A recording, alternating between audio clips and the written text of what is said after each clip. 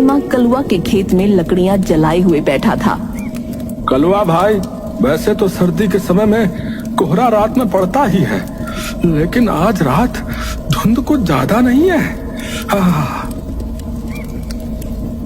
तू सही कह रहा भीमा। कलवा भाई, मुझे लगता है कि हम दोनों को आज रात खेत में आना ही नहीं चाहिए था। इतनी सर्दी में तो घर पर कंबल ओढ़ के सोने में ही आनंद आता है। मुझे भी कोई शौक नहीं है भीमा, लेकिन सर्दी में अक्सर जंगली जानवर खेत में घुसकर फसल खराब कर देते हैं। पिछली बार जब जंगली जानवर तेरे खेत में घुसे थे ना, तब मैं भी सर्दी में तेरे खेत की रखवाली करने के लिए तेरे साथ बैठा हुआ था। अरे कलवा भाई, तुम तो बुरा मान गए। मेरा कहने का मतलब वो नहीं था। बस न जाने क्यों मुझे आज ये बढ़ी हुई धुंध बड़ी ही अजीब सी लग रही है। भीमा ने इतना कहा ही था कि तभी किसी स्त्री के चीखने की आवाज सन्नाटे को चीर गई। आवाज इतनी भयानक थी कि कड़कड़ाती हुई ठंड में भीमा और कलवा के शरीर पर पसीने की धाराएं बहने लगीं। कलवा भाई, क्या तुमने चीख सुनी? जाने किस औरत की चीखने की आवाज थी? तभी अचानक से तेज घुंघरू की आवाज उन दोनों के कानों से टकराई। कलवा तुरंत घुंघरुओं की आवाज की दिशा की ओर बढ़ने लगा। ये देख भीमा डरते हुए बोला, कलवा भाई, मुझे कुछ गड़बड़ लग रही है। मुझे लगता है कि हमें यहाँ से नहीं उठना चाहिए। अरे तू यहीं बैठ भीमा, मैं अभी आता हूँ। हो सकता है कोई औरत मुसीबत में हो। कलवा घुंघरुओं की आवाज का पीछा करता हुआ एक पेड़ के नजदीक जा पहुंचा, मगर सामने एक दृश्य देखकर कलवा आश्चर्य में पड़ गया। पेड़ के नीचे एक बेहद सुंदर युवती काले वस्त्र पहने हुए कलवा को प्रेम भरी नजरों से देख रही थी। कौन हो तुम, और इतनी रात गए इस घने जंगल में क्या कर रही हो? क्या कुछ देर पहले तुम ही चिल्लाई थी? और तुम्हारा नाम क्या है? कलवा की बात सुनकर वो सुंदर युवती रहस्यमयी अंदाज में मुस्कुराती हुई बोली, एक बार में इतने ढेर सारे सवाल कर दोगे तो फिर मैं जवाब कैसे दे पाऊंगी? मैं कौन हूँ तुम्हें कुछ देर बाद पता लग जाएगा। और हाँ, अभी कुछ क्षण पहले ही मैं चिल्लाई थी, और रहा सवाल मेरे नाम का, तो मेरे कई नाम हैं। उस सुंदर युवती की बात सुनकर कलवा बुरी तरह से चौंक पड़ा। तुम कहना क्या चाहती हो? मुझे अलग अलग युगों में अलग अलग नाम से बुलाया गया है, लेकिन मेरा सबसे प्रसिद्ध नाम यक्षिणी है। यक्षिणी? यह कैसा नाम है? वैसे तो ये मेरा नाम है, लेकिन तुम्हारे लिए तुम्हारी मौत है। इतना बोलकर यक्षिणी का सुंदर चेहरा एक भयानक चेहरे में परिवर्तित हो गया। उसकी आंखों की पुतलियां सफेद हो गईं और उसका चेहरा किसी कोयले की तरह काला पड़ गया।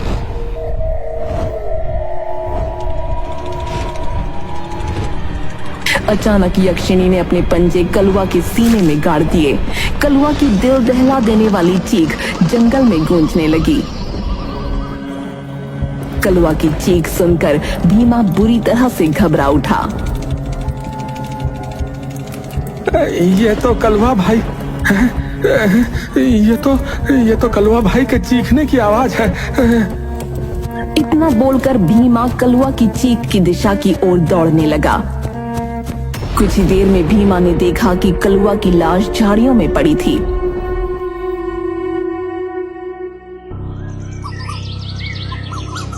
अगले दिन कलवा की लाश जगतपुर गांव के इर्द गिर्द जगतपुरा गांव किसान खड़े हुए थे। उनमें जगतपुर गांव का ठाकुर विक्रम भी था।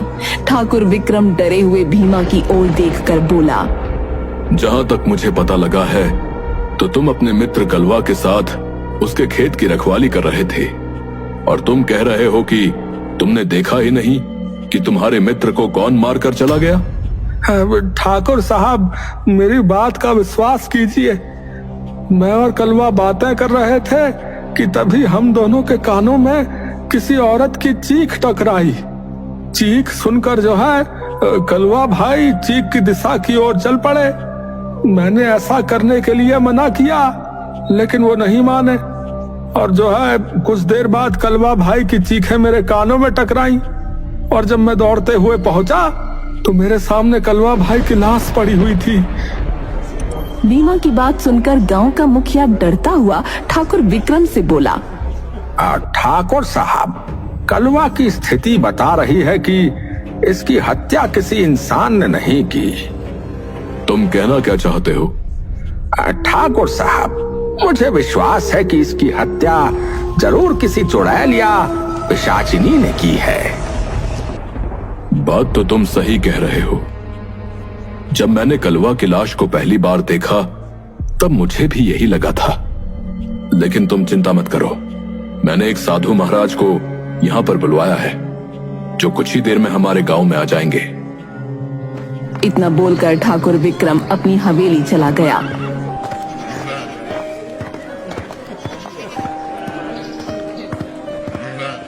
ठाकुर विक्रम को चिंतित अवस्था में देखकर उसकी पत्नी रुक्मणी उससे बोली, आपके चेहरे पर ये चिंता की लकीरें क्यों झलक रही हैं? ठाकुर विक्रम सारी घटना बताते हुए बोला, रुक्मणी, कलवा की जिस तरह से हत्या हुई है, मुझे शक है कि यह हत्या किसी चुड़ैल या पिशाचिनी ने ही की है। आपकी बात सुनकर तो मुझे बहुत डर लग रहा है। हमारा बड़ा बेटा बलदेव भी यहाँ पर नहीं है। बलदेव को तो मैं समझा समझा के थक गया हूँ रुक्मणी। पता नहीं वो अपनी जिम्मेदारी कब समझेगा। इतना बोलकर ठाकुर विक्रम अपने कमरे की ओर बढ़ गया। ठाकुर विक्रम अपने कमरे के अंदर घुसा ही था कि तभी उसके कानों में किसी लड़की की मधुर आवाज टकराई। कैसे हो ठाकुर? तुम्हारे चेहरे पर ये गुस्सा अच्छा नहीं लगता। आवाज सुनकर ठाकुर विक्रम ने चौंकते हुए जैसे ही पलटकर देखा तो वो आश्चर्य में पड़ गया। उसके सामने एक सुंदर युवती खड़ी थी। कौन हो तुम? और तुम मेरे कमरे में कैसे आई? तभी तेज हवा के झोंके के साथ ठाकुर विक्रम के कमरे का दरवाजा बंद हो गया। ये देख ठाकुर विक्रम बुरी तरह से डर गया। तुम तो ठाकुर हो, तुम्हारे ऊपर डर शोभा नहीं देता। मैं वही हूँ जिसने कलवा को मौत के घाट उतारा। विश्वास करो, उसका ताजा खून इतना स्वादिष्ट था, अभी भी उसके खून का जायका मेरी जुबान पर है। अब देखती हूँ तुम्हारा खून कैसा है, लेकिन तुम्हें मरने से पहले मैं तुम्हें बता देती हूँ कि मैं कौन हूँ। मुझे यक्षिणी कहते हैं। इतना बोलकर यक्षिणी का चेहरा फिर से भयानक चेहरे में परिवर्तित हो गया। कुछ ही देर में ठाकुर विक्रम की चीखें हवेली में गूंजने लगीं। यक्षिणी ठाकुर विक्रम के शरीर का सारा खून पीकर काले धुएं में परिवर्तित होकर वहां से गायब हो गई। अपने पति की चीख सुनकर रुक्मणी जैसे ही अपने कक्ष में आई, अपने पति की भयानक अवस्था में पड़ी लाश को देखकर बेहोश हो गिर पड़ी। कुछ देर बाद रुक्मणी की जब आंख खुली तो उसने देखा उसका बेटा बलदेव खड़ा था। भगवान का लाख लाख शुक्र है माँ, आपको होश आ गया। तुम्हारे पिता को न जाने कौन मारकर चला गया। रुक्मिणी ने देखा कि उसके पति की लाश को एक साधु बहुत गौर से देख रहे थे। साधु रुक्मिणी की ओर देखकर बोले, मुझे तुम्हारे पति ने ही यहाँ पर बुलवाया था। तुम्हारे पति की हत्या हूबहू उसी प्रकार से की गई है जिस तरह कल रात कलवा की हत्या की गई थी। साधु महाराज, मेरे पति कलवा की लाश को देखकर ही हवेली आए थे और मेरी आंखों के सामने कमरे में चले गए। कुछ क्षण बाद उनकी चीखें मेरे कानों से टकराईं। जब मैं दौड़ती हुई कमरे में आई तो कमरे में कोई नहीं था और मेरे पति की लाश यहाँ पड़ी थी। कलवा और ठाकुर की लाशों की भयानक स्थिति को देखकर मैं विश्वास से कह सकता हूँ कि कलवा और ठाकुर की हत्या एक यक्षिणी ने की है। अब आप कहना क्या चाहते हैं साधु महाराज? मनुष्य यक्षिणी को प्रसिद्ध और धन प्राप्ति के लिए सिद्ध करता है, मगर इस गांव में किसी ने यक्षिणी को केवल बदला लेने के लिए सिद्ध किया है, जो कि बहुत घातक है। कलवा की हत्या हो जाना और तुम्हारे पिता की उनके कक्ष में ही हत्या हो जाना आने वाले भविष्य के लिए अच्छे संकेत नहीं हैं। तो फिर कुछ कीजिए साधु महाराज, आप तो पहुंचे हुए साधु हैं। यक्षिणी का अंत करना इतना आसान नहीं होता बच्चा। सबसे पहले हमें उस व्यक्ति का पता लगाना होगा जिसने यक्षिणी को सिद्ध किया है। जब तक उसका पता नहीं लग जाता हम कुछ नहीं कर सकते। इतना बोलकर साधु रुक्मिणी की ओर देखकर रहस्यमयी अंदाज में बोले, क्या तुम्हें किसी पर शक है? मेरे पति की किसी से कोई दुश्मनी नहीं थी। मेरे परिवार में मेरा बड़ा बेटा बलदेव है और मेरा छोटा बेटा आर्यन अपनी पत्नी के साथ दिल्ली में रहता है। मेरे पति के छोटे भाई ठाकुर विजेंद्र प्रताप जरूर एक बिगड़ैल व्यक्ति थे, मगर मेरे पति ने तो उसे बरसों पहले हवेली से धक्के मारकर बाहर निकाल दिया था। यक्षिणी की साधना किसने की है, इस बात का पता लगाने के लिए मुझे एक यज्ञ करना होगा। मैं वही करने जा रहा हूं। अपने पिता के बाद तुम ही इस गांव के ठाकुर हो, इसलिए गांव के लोगों के जान माल की जिम्मेदारी अब तुम्हारे ऊपर है। गांव में सबसे बोल देना कि कोई भी रात के समय बाहर ना निकले। और हां, तुम्हारी मां ने बताया कि तुम्हारा छोटा भाई आर्यन शहर में रहता है। जब तक सब कुछ सही नहीं हो जाता उसे किसी भी कीमत पर यहां नहीं बुलाना। इतना बोलकर साधु वहां से चला गया। अगले दिन बलदेव ने नम आंखों से अपने पिता ठाकुर विक्रम का अंतिम संस्कार कर दिया। इस घटना के 3 दिन बाद रात का काला भयानक सन्नाटा चारों ओर फैला था। आर्यन एक घने जंगल में खड़ा हुआ हक्का बक्का इधर उधर देखते हुए अपने आप से बोला, मैं तो अपने कमरे में सो रहा था, फिर मैं अचानक जंगल में कैसे आ गया? तभी आर्यन के कानों में किसी स्त्री का भयानक घुर्राहट भरा स्वर टकराया। कड़कड़ाती हुई सर्दी में आर्यन का शरीर पसीने से नहा गया। आर्यन कांपते हुए अपने आप से बोला, अरे इतनी भयानक आवाज किसकी है? तभी आर्यन को महसूस होने लगा जैसे कोई उसे देख रहा है। आर्यन घबराता हुआ इधर उधर देखने लगा। तभी आर्यन की नजर एक पेड़ पर चली गई। उस पेड़ के ऊपर एक बड़ी ही भयानक दिखने वाली औरत उल्टी लटकी थी जो उसे ही घूरे जा रही थी। आर्यन कांपता हुआ उसकी ओर देखकर बोला, कौन हो तुम? कौन हो?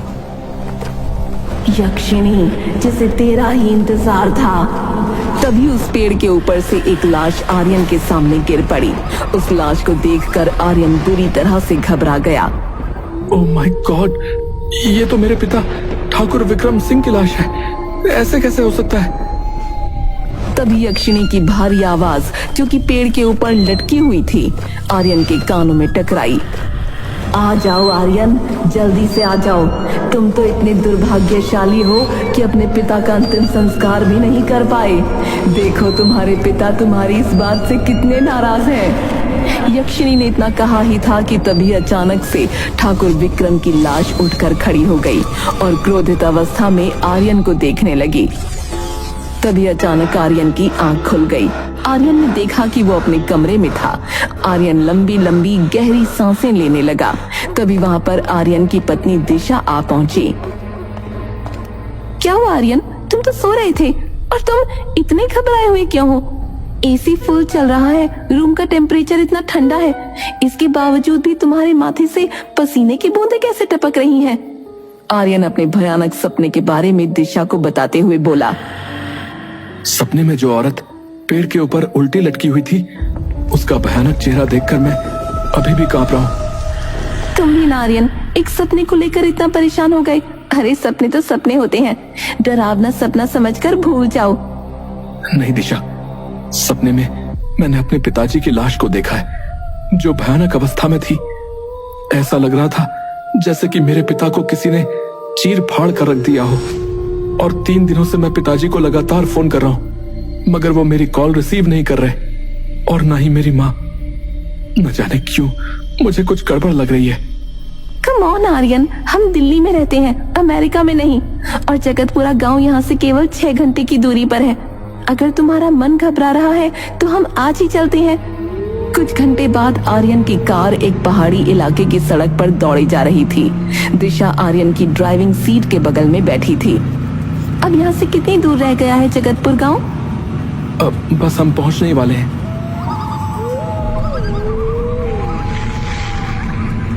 तभी एक बूढ़ा व्यक्ति आर्यन की कार के सामने आकर खड़ा हो गया। आर्यन तुरंत कार को ब्रेक लगाता है। चाचा जी, ये क्या हरकत है? आपको क्या लगता है कि मुझे पता नहीं है? पिताजी ने मुझे बताया था कि आपने उनकी संपत्ति में हेरा फेरी करके सारा पैसा अय्याशी में उड़ा दिया और पिताजी ने आपको धक्के देकर हवेली से बाहर निकाल दिया।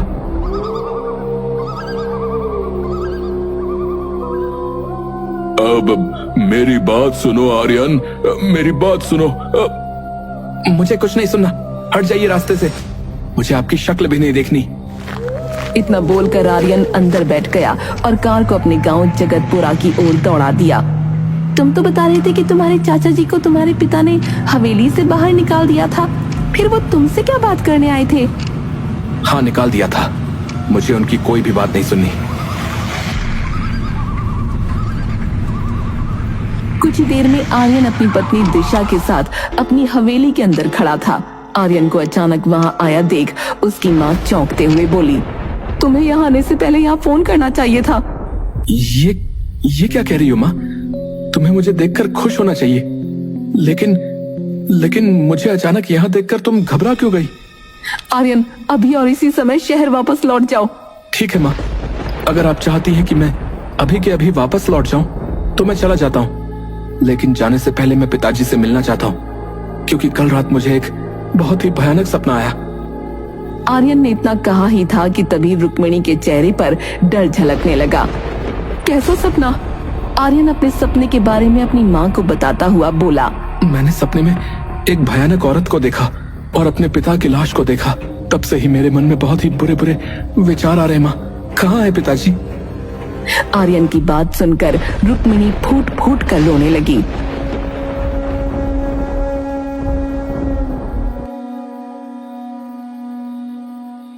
आर्यन, तुम्हारे पिताजी 3 दिन पहले इस संसार को छोड़कर चले गए।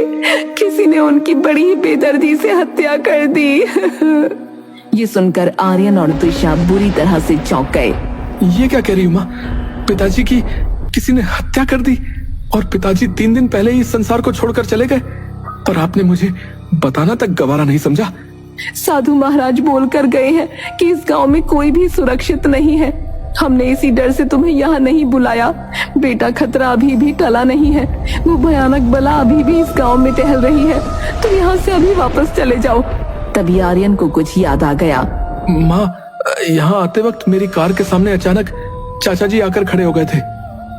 मुझे तो तुम्हारे चाचा जी पर ही शक है आर्यन, क्योंकि वही तुम्हारे पिता से बहुत ज्यादा जलते थे। तभी वहाँ बलदेव आ पहुंचा। बलदेव के आते ही दिशा रहस्यमयी अंदाज में रुक्मिणी से बोली, सुना है कि यक्षिणी जिसके पीछे पड़ जाती है वो चाहे कितनी भी कोशिश कर ले, यक्षिणी उसका पीछा नहीं छोड़ती। अगर यक्षिणी आर्यन को मारना चाहती है तो उसे मरना ही होगा। ये सुनकर रुक्मिणी और आर्यन बुरी तरह से चौंक पड़े। अचानक दिशा का चेहरा यक्षिणी के भयानक रूप में बदल गया। कौन हो तुम?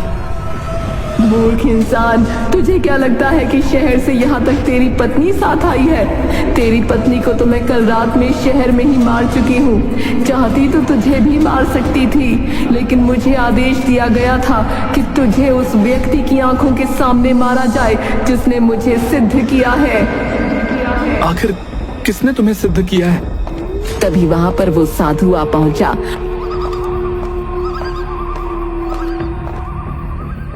और चीखते हुए आर्यन की ओर देखकर बोला, उससे दूर हट जाओ आर्यन।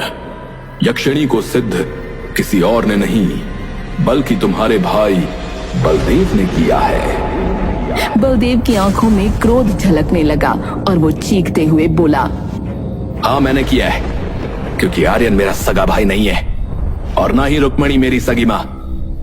मैं अपनी माँ की पहली संतान हूँ।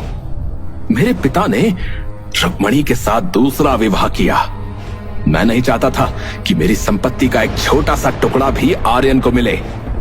मैंने इसके लिए पिताजी से बात की थी, मगर पिताजी ने मेरी बात मानने से इनकार कर दिया और इसीलिए मैंने बदला लेने की एक नई तरकीब सोची। मैंने यक्षिणी को सिद्ध किया। मैं जानता था कि मेरे परिवार का या गांव का कोई भी सदस्य मेरे ऊपर शक नहीं करेगा। सबका शक मेरे चाचा ठाकुर वीरेंद्र प्रताप पर जाएगा। अब मेरी समझ में आया, चाचा जी मुझे सावधान करने के लिए अचानक से मेरे कार के सामने आ गए थे। मैंने उनकी बात नहीं सुनी। तो तूने संपत्ति के लिए अपने पिता की जान ले ली। ओए, मेरी संपत्ति के बीच में जो भी आएगा वह मारा जाएगा। मैंने यक्षिणी से सौदा किया था कि वो मेरे दुश्मनों को समाप्त करेगी और बदले में वो मेरे सारे गांव वालों को मारकर उनका खून पिएगी।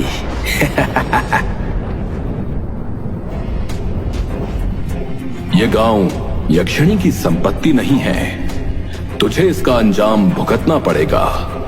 मैं जानता हूं कि जब तक तू जीवित रहेगा यक्षिणी का कोई बाल भी बांका नहीं कर सकता, इसलिए तुझे अब मरना पड़ेगा।